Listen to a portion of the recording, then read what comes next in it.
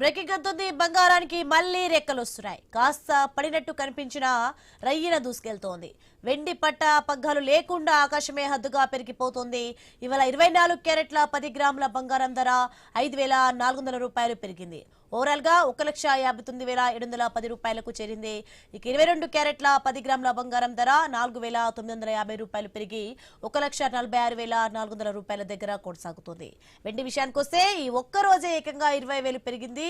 ఇక ఇప్పుడు కేజీ వెండి 3,60,000 రూపాయలు పలుకుతోంది.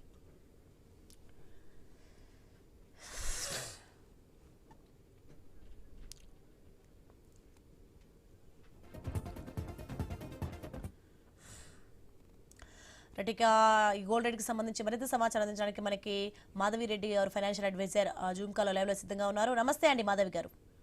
నమస్తే అండి. మరి ముఖ్యంగా చూసుకుంటే బంగారం ధరలు మళ్ళీ ఇంత వేగంగా ప్రధానంగా పెరగడానికి ప్రధాన రీజన్ ఏమంటారు? సో మనకి ఏదైతే ఈ గ్రీన్లాండ్ ఇష్యూ ఉందో, సో అది కొంచెం మనకి ఈ డావోస్ లో యుఎస్ ప్రెసిడెంట్ వచ్చారు. So he's making some statements. Union ఏవైతే కంట్రీస్ ఉన్నాయో వాటన్నిటితో కూడా మాట్లాడుతూ ఉన్నారు.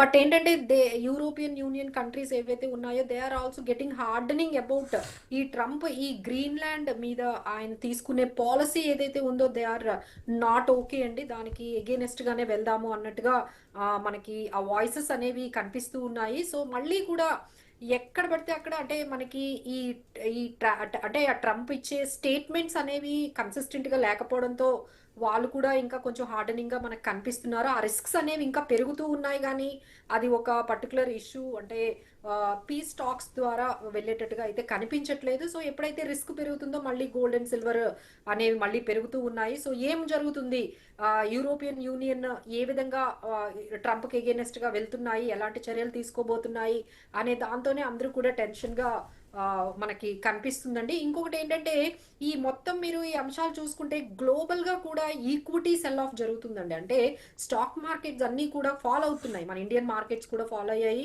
మొన్న యుఎస్ మార్కెట్స్ కూడా కొంచెం ఫాలో అయ్యాయి, అలానే ఏషియన్ మార్కెట్స్ కూడా ఈ అంశం మీద అన్ని గ్లోబల్ మార్కెట్స్ కూడా కొంచెం నర్వస్ గా ఉన్నాయి. సో ఎప్పుడైతే గ్లోబల్ మార్కెట్స్ స్టాక్ మార్కెట్స్ అన్ని నెగిటివ్ గా ఉంటాయో సో ఇమీడియట్లీ ఆ సేఫ్టీ హెవెన్ అయినా ఈ గోల్డ్ అండ్ సిల్వర్ అనేది మళ్ళీ పెరుగుతూ ఉంటుందండి.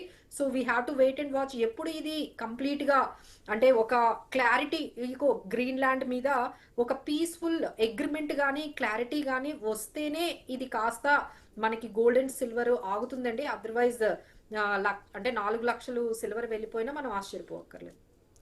ఇక నెక్స్ట్ చూసుకుంటే కేంద్ర బ్యాంకులు అయితే భారీగా బంగారం కొనుగోలు చేయడమే ధరల పెరుగుదలకు దోహదపడుతున్నాయి అని చెప్పి అంటున్నారు. అంటే దీన్ని ఏ విధంగా చూడాలి? ఇది మనకి ఆల్మోస్ట్ ఒక అంటే అంటే ఎప్పుడైతే కరెన్సీ మీద నమ్మకం తగ్గిపోయిందో, అలానే డాలర్ మీద ఎప్పుడైతే నమ్మకం తగ్గిపోయిందో మరి ఇంకే ఆప్షన్స్ ఉన్నాయండి. అంటే అప్పుడు సేఫెస్ట్ జోన్ ఏమైనా అనుకునే వాళ్ళు డాలర్ మీద ఇలాంటి మనకి ఇష్యూస్ వస్తున్నప్పుడు రిస్క్స్ వస్తున్నప్పుడు డాలర్ ఈజ్ ద సేఫెస్ట్ అని చెప్పి అక్కడే పెట్టుకునే వాళ్ళు. లేదు అంటే యుఎస్ ట్రెజరీ ఈల్డ్స్ కూడా చాలా సేఫ్ జోన్ అనుకునేవారండి. ఇప్పుడు ఈ రెండు కూడా సెల్ అమెరికా అనే నినాదంతో ముందుకు వెళ్తున్నప్పుడు సో డాలర్ని ఎవరు సపోర్ట్ చేస్తారు? డాలర్ డీడాలరైజేషన్ అవుతుంది. అలానే బాండ్ కి సంబంధించిన ట్రెజరీ ఈల్డ్స్ అయినా యుఎస్ కూడా అవి పడిపోతూ ఉన్నాయండి, వాటికి కూడా విలువ ఏమి ఉండడం లేదు. సో పేపర్ ఏవైతే అసెట్స్ ఉన్నాయో అంటే పేపర్ అంటే లైక్ కరెన్సీ కానీ బాండ్స్ కానీ ఇవన్నీ మేము మా లాంగ్వేజ్ లో మేము పేపర్ అసెట్స్ అంటామండి. సో ఈ పేపర్ అసెట్స్ మీద ఎప్పుడైతే నమ్మకం పోతుందో మనకి ఫిజికల్ అసెట్స్ అయినా ఈ గోల్డ్ సిల్వర్ వాటి మీద అందరూ కూడా ఇన్వెస్ట్ చేయడంతో అంటే అప్పట్లో మనకి ఓన్లీ సెంట్రల్ బ్యాంక్స్ ఒక్కటే కొంటూ ఉండేవండి. ఇప్పుడు నా సామాన్యులు అందరూ కూడా ఇన్స్టిట్యూషనల్ ఇన్వెస్టర్స్ అందరూ కూడా ఈ గ్లోబల్ మార్కెట్స్ ఏం జరగబోతున్నాయి, ఈ టారిఫ్స్ వల్ల ఎకానమీ అనేది ఎంతవరకు డిస్టర్బ్ అవుతుంది, సో స్టాక్ మార్కెట్స్ ఎంతవరకు నెగిటివ్ గా వెళ్తాయో తెలియదు. కాబట్టి అంతవరకు పార్క్ అనేది ఎక్కడో దగ్గర చేసుకోవాలి కదండి మనీ అంతా కూడా. సో యుఎస్ అంటే సెల్లింగ్ అనేది మనకి ఈక్విటీ మార్కెట్స్ లో జరుగుతుంది. ఆ సెల్ చేసిన మనీ అంతా కూడా మళ్ళీ సేఫ్ జోన్ లో పెట్టాల్సి వస్తుంది. సో ఆ మనీని తీసుకొని వెళ్ళి మళ్ళీ ఎగైన్ ఈ గోల్డ్ అండ్ సిల్వర్ లో పెడుతున్నారు. ఈటీఎఫ్స్ ద్వారా కూడా బాగా మనకి ఇన్వెస్ట్మెంట్స్ వస్తూ ఉన్నాయండి. కంటిన్యూస్ గా ఈటీఎఫ్స్ లో అందరూ ఇన్వెస్ట్ చేస్తున్నారు. సో అది కూడా మేము బిగ్గెస్ట్ రీజన్ అంటే ఈ గోల్డ్ అండ్ సిల్వర్ పెరగడానికి కారణము అంటే మీరు అన్నట్టుగా సెంట్రల్ బ్యాంక్సే కాదండి, రీటైలర్స్ అందరూ కూడా గోల్డ్ అండ్ సిల్వర్ ఈటీఎఫ్స్ లో దాదాపుగా అప్పటికి ఇప్పటికీ చూసుకుంటే 4 times ఇన్వెస్ట్మెంట్స్ పెరిగాయండి. సో ఈ విధంగా అందరూ కూడా గోల్డ్ అండ్ సిల్వర్ ఈటీఎఫ్స్ లో బై చేస్తే సో పెరుగుతూనే ఉంటుంది. So that is what we're seeing this kind of surge in gold. And so ఇవి తగ్గాలి అంటే only the settlement between European Union on the Greenland issue with US. Yes Madhavi garu, next ఫర్దర్గా చూసుకుంటే next పెళ్లిళ్ళ season కదా, so ఈ బంగారం ధరలపై ఏ విధంగా భారం పడుతుంది అనుకోవచ్చు?